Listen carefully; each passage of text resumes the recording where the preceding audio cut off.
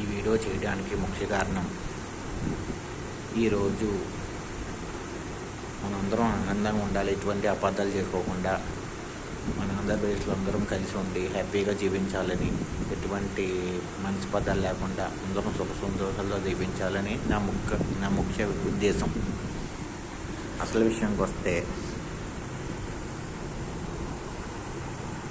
మన Andhra Pradesh deputy CM అయిన పవన్ కళ్యాణ్ గారు, ఆయన అటవీ శాఖ మంత్రిగా, ఇటు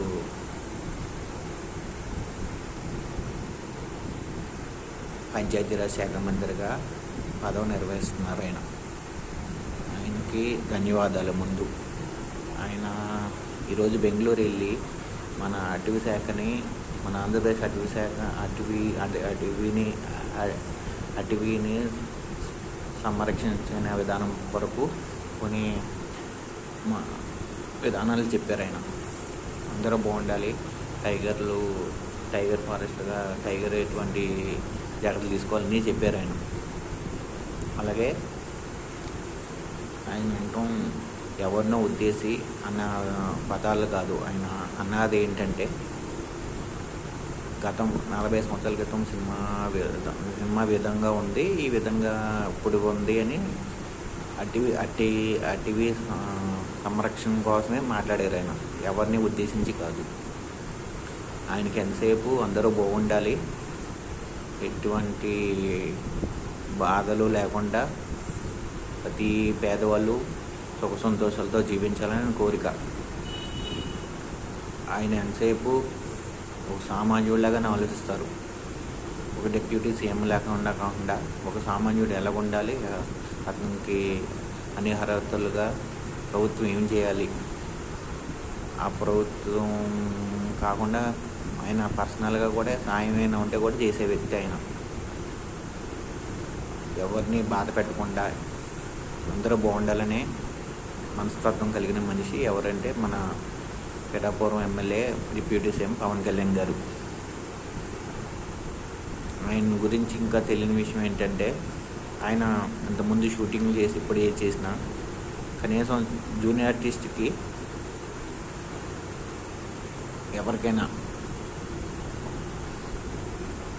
ఆ రోజు పేమెంట్ అందకపోతే అడిగి ఇప్పించే మనిషి. ఆయన ప్రతి పర్సన్ గురించి లైట్ బాయ్ నుంచి నిర్మాత దాకా ఆలోచించే వ్యక్తి ఎవరంటే మన పవన్ కళ్యాణ్ గారు.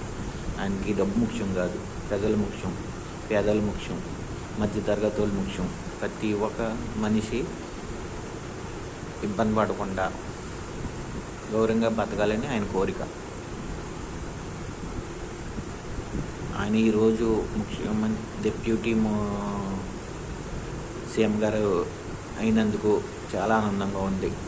అలాగే నారా చంద్రబాబు నాయుడు గారికి, నారా లోకేష్ గారికి, మన పవన్ కళ్యాణ్ గారికి ఆంధ్రప్రదేశ్ పరిపాలన బాగా చేస్తున్నందుకు ధన్యవాదాలు. నా ముఖ్య ఉద్దేశం ఏంటంటే, అందరూ ఆనందంగా ఉండాలి.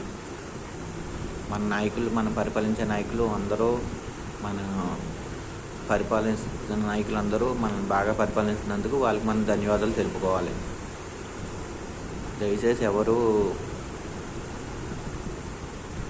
ఏమీ పవన్ కళ్యాణ్ వాళ్ళకి అపార్థం చేసుకోకుండా ఉండాలని నా కోరిక.